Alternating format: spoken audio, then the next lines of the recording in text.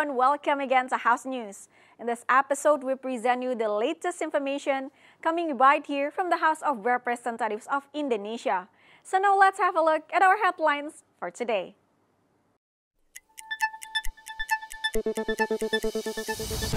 In a meeting with the ambassador of Uruguay, the Indonesia-Uruguay GKSB is committed to strengthen bilateral relations with Uruguay across key strategic sectors. Strategic ties between Indonesia and Peru have been reinforced through ongoing diplomacy, including plans for a visit by the Peruvian president to Indonesia. BKSAP organized a joint forum with European Union representatives as part of its commitment to intensify bilateral ties and advancing strategic cooperations. Commission 1 received a visit from the ambassador of Syria to Indonesia to discuss potential economic cooperations between the two countries. Traveling with pets can be challenging, but Indonesian pet owners now have a solution with a taxi service specifically designed for animals. The Indonesia-Uruguay Parliamentary Friendship Group emphasized the commitment to enhance cooperations between the two countries, particularly in agriculture, science and technology, as well as visa facilitations. Chairperson of Indonesia-Uruguay Parliamentary Friendship Group, Jan Permenas Mandenas, mentioned Uruguay has an advanced agricultural system and has successfully developed its agricultural potential. Therefore, he encouraged more cooperations in the agriculture and food sectors with Uruguay to support the government programs under President Prabowo Subianto, such as the Free Nutritious Meals Program and the National Food Self-Sufficiency Initiatives. Furthermore, Jan stated Indonesia will adopt Uruguay's food technology, while Uruguay is interested in cultural exchanges with Indonesia. Kami di GKSB akan terus mensupport apa yang menjadi prioritas program Miss Christina sebagai representasi pemerintah Uruguay di Indonesia, tapi juga apa yang menjadi prioritas dari pemerintahan Pak Prabowo dalam rangka mensukseskan program-program prioritas nasional. Salah satunya adalah makanan bergizi gratis, ketahanan pangan, dan lain-lain ya. Kita mendorong agar transfer teknologi di bidang pertanian juga bisa kita lakukan, karena kan mereka negara kecil, tapi mereka sukses mengembangkan potensi pertanian, baik itu peternakan, ya, tapi juga pertanian lainnya seperti kedelai dan lain-lain ya. In 2026, Indonesia and Uruguay will mark 60 years of diplomatic relations. Jan Permenas encouraged stronger collaboration between the parliaments of both countries, particularly in addressing human rights issues in both regions. He also promoted sports diplomacy through friendly matches between the two countries' national teams. Halim Amrullah, TVR Parlemen, reports. Strategic relations between Indonesia and Peru are growing stronger as both countries work to enhance cooperations. BKSAP recently held talks with the Peruvian ambassador to strengthen ties and explore future initiatives. Vice Chairperson of BKSAP of the House, Irene Yusiana, stated this meeting represents a commitment to expanding strategic cooperation with international partners. Semoga sejalan, dalam artian gini, kita melihat bahwa Peru adalah mitra yang sangat strategis juga buat Indonesia, dan bulan depan Presiden Peru akan mengunjungi Indonesia, sehingga kerjasama dengan Peru yang tadi dalam artian bagaimana parlemen diplomasi lah, itu harus kita tingkatkan supaya kita tetap inline dengan kinerja pemerintah. Intinya DPR siap mendukung apa yang menjadi kesepakatan antara pemerintah Peru dengan pemerintah Republik Indonesia, dan harapannya kerjasama ini membuahkan kebaikan bagi masyarakat dua negara, baik Indonesia maupun Peru. Kita lihat pertemuan Presiden Peru dan Pak Prabowo nantinya, lalu kita akan follow up terkait dengan pertemuan itu. Ya, kita tunggu ya. Furthermore, BKSAP is ready to follow up on the results of the upcoming meeting between the presidents of Indonesia and Peru. BKSAP also emphasized the importance of building more concrete and sustainable cooperation between the two countries. TVR Parlemen reports. To strengthen bilateral relations and support strategic cooperations, BKSAP held a joint forum with representatives of the European Union. The meeting focused on following up on the Comprehensive Economic Partnership Agreement between Indonesia and the EU. Chairperson of BKSAP of the House, Mardani Alisera, highlighted, following up on the Indonesia-EU trade agreement is essential to ensure its objectives are achieved. Mardani pointed out signing the agreement is only the initial step, while the real challenges is in effective implementation to secure maximum benefits for Indonesia. Furthermore, Mardani hoped Indonesia and the European Union would maintain mutual understanding and respect for each other's national priorities while also being flexible throughout the negotiation process. Penandatanganan satu hal, tapi implementasi hal lain. Itu yang kita mengatakan, habis ini kita mau ketemu lagi. A small group, perwakilan dari semua komisi, untuk diskusi di tiap komisi apa saja yang harus kita perhatikan dalam rangka membuat EU-SEPA, Perjanjian Dagang Indonesia sama Uni Eropa ini, bisa optimal buat Indonesia. Dan yang kedua, kualitas hubungan antara Parlemen Indonesia dengan Uni Eropa, wabil khusus Parlemen Uni Eropa. Kita punya ongoing proses program kerjasama dengan Interpares. Interpares itu lembaga internasional di bawah Uni Eropa yang punya tugas melakukan pengembangan hubungan antara satu kawasan dengan Parlemen Uni Eropa. Dua itu. As a follow-up, Mardani stated the Indonesian House will initiate discussions with relevant ministries, including the Ministry of Foreign Affairs, Ministry of Trade, and Ministry of Home Affairs, to prepare all regions in Indonesia to take full advantage of the opportunities offered by the EU market. The bilateral trade agreement between Indonesia and the EU constitutes a comprehensive partnership, covering three main pillars such as market access for trade in goods and services, investment, and public procurement. Tegar Aziz, TVR Parlemen, reports.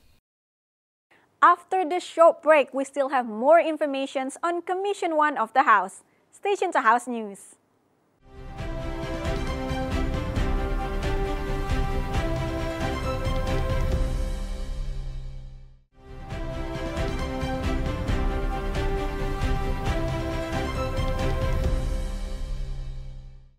Commission 1 welcomed the Syrian ambassador to discuss opportunities for economic cooperations between the two countries.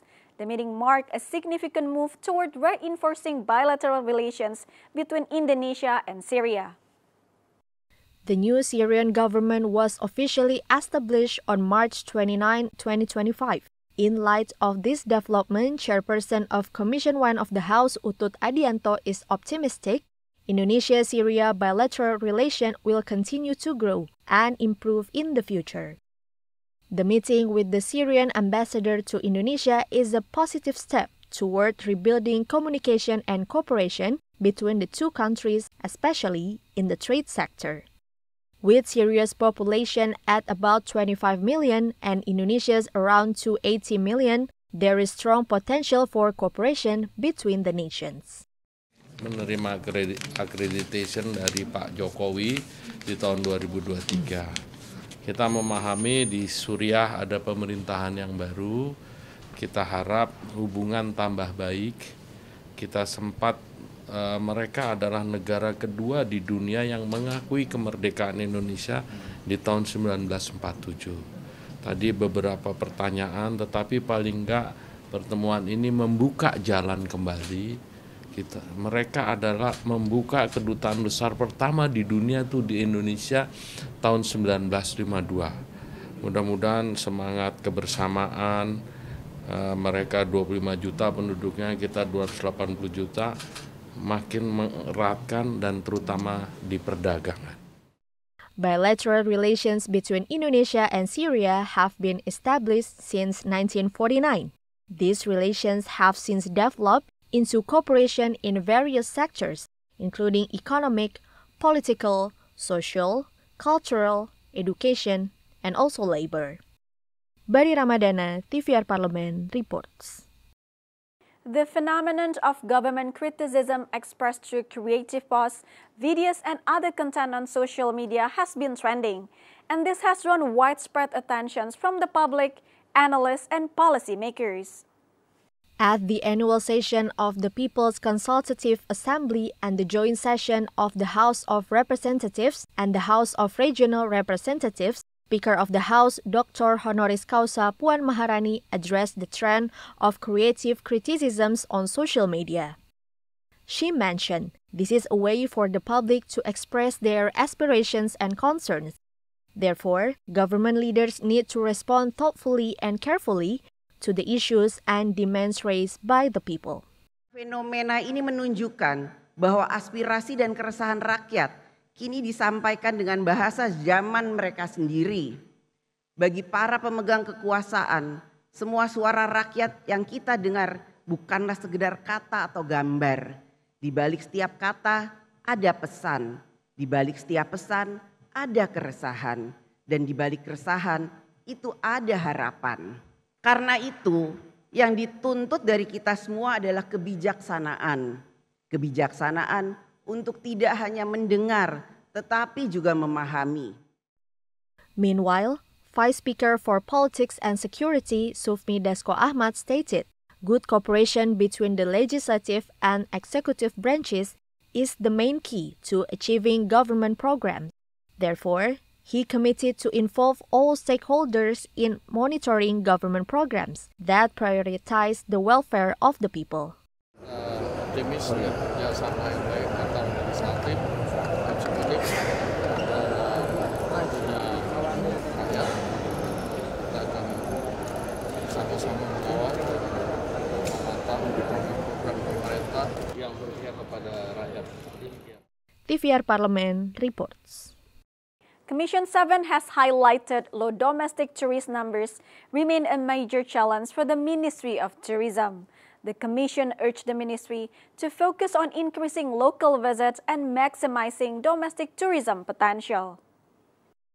Member of Commission 7 of the House, Rico Mendoza, asked the Ministry of Tourism to not only focus on international tourists, but also maximize the potential the domestic tourism market. Rico added, many Indonesians prefer traveling abroad while local destinations still lack visitors. This indicates a stronger focus on expanding domestic tourism. Jadi saya kira saatnya Kementerian Pariwisata untuk juga memikirkan ya, tidak hanya fokus kepada destinasi wisatawan mancanegara, tapi potensi wisatawan Nusantara ini sangat besar. Jangan orang kita secara tidak sadar sering ke luar negeri, berkunjung ke luar negeri, sementara kita kedodoran bagaimana destinasi yang dimiliki oleh lokal Indonesia ini kekurangan pengunjung. Jadi mudah-mudahan melalui kunjungan-kunjungan seperti ini mengevaluasi kita semua ya, baik dari pemerintah pusat, kementerian maupun dprri juga, untuk bagaimana anggaran ini bisa difokuskan kepada pemerintah daerah yang masih banyak membutuhkan bimbingan ya, support, baik itu anggaran dukungan untuk infrastruktur maupun sumber daya manusia dalam hal pelatihan-pelatihan kepada para pemandu wisata. Furthermore, Rico encouraged allocating more budget resources to regional governments that still need guidance and support. This support would focus on infrastructure development as well as improving human resources through training for tour guides. This is important to ensure that local destinations can compete effectively and attract more domestic tourists. From Bantul, Yogyakarta, Bondan Imana, TVR Parlemen reports. In our last segment, we still have interesting information on technology development. After the break, only on House News.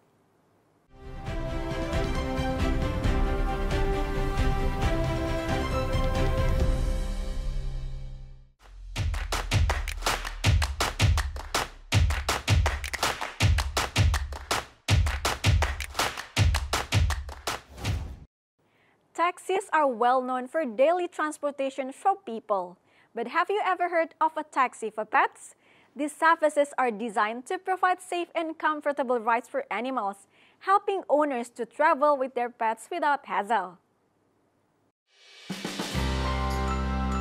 Traveling with pets has long been a challenge for pet owners worldwide.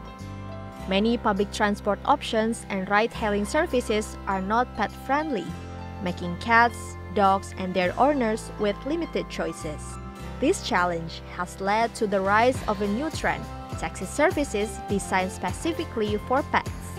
These services aim to provide safe, comfortable, and stress-free travel for animals. Pet taxis are becoming increasingly popular in major cities around the world. From specialized vehicles with spacious seating to trained drivers who understand animal behavior, these services not only prioritize pets' comfort, but also offer convenience and peace of mind for their owners. Indonesia has now joined this trend with the introduction of PAUber, a taxi service specifically designed for pets.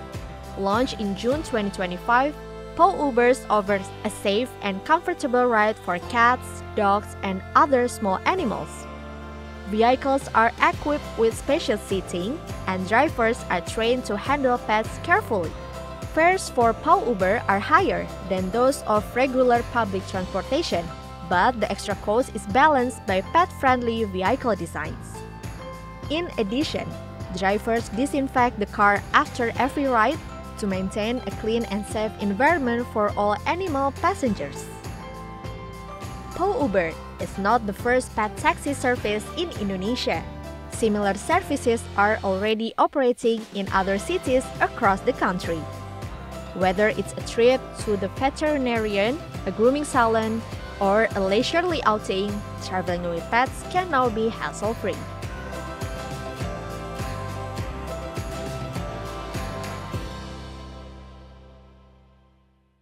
Instagram has introduced a royalty-free music sections in its app, allowing users to add music to reels and stories without worrying about copyright or monetizations. Instagram has now once again brought exciting news for content creators and businesses with its latest feature, royalty-free music. Users can now add music to reels and stories without worrying about copyright claims. The feature provides over 14,000 songs and audio tracks that are available for free to anyone. This makes it easier than ever to enhance videos without the risk of copyright issues. The music can now be used for non-commercial and commercial purposes. Brands, small businesses, and digital advertisers no longer need to search for safe music outside the platform.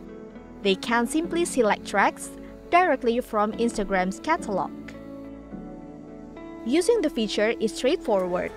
When creating reels or stories, users just go to the music menu and select the royalty-free tab. From there, they can pick songs that suit their needs. From upbeat tracks for product campaigns to relaxing tunes for storytelling videos, everything is free and ready to use without complicated procedures. With this addition, Instagram strengthened its role as a platform that supports the digital creative economy. Creators can focus more on innovation, while businesses save time and production costs.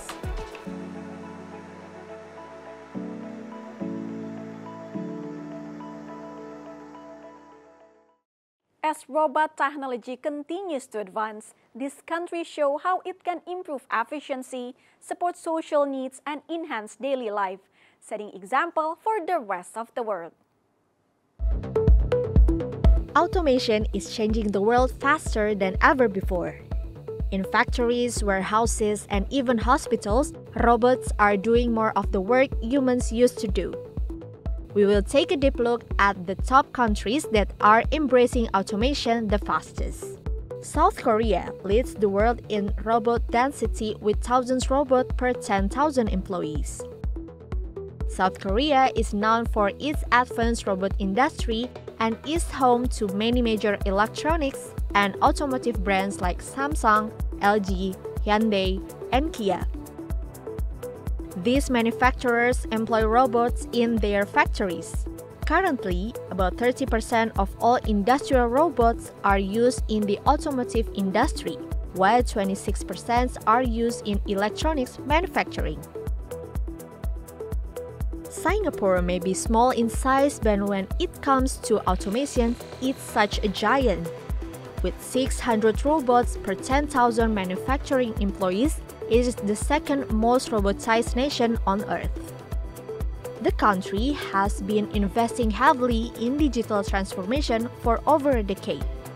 Street cleaning robots, delivery robots, and automated transportation systems have become common sights in Singapore. Singapore's government plays a key role in this. Through grants, training programs, and partnership with universities, it has made it easy for business to adopt automation. Local manufacturers, even the small ones, are encouraged to digitize and use robotics to compete globally. Sweden has over 200 robots per 10,000 manufacturing workers. It is known for design, sustainability, and innovation. They're focused on collaboration. Sweden has embraced the idea of cobots, collaborative robots working safely side by side with humans. In Sweden, robots help workers lift heavy car parts, preventing injuries and reducing fatigue. The country relies on robots not only for its advanced automotive industry, but also for social sectors. Robots are now used in elderly care and education, and many are equipped with artificial intelligence to perform more complex tasks. And that information wraps up our House News for today. I'm Reni Minaryu and all the crew. Thank you for watching. We'll see you again next time.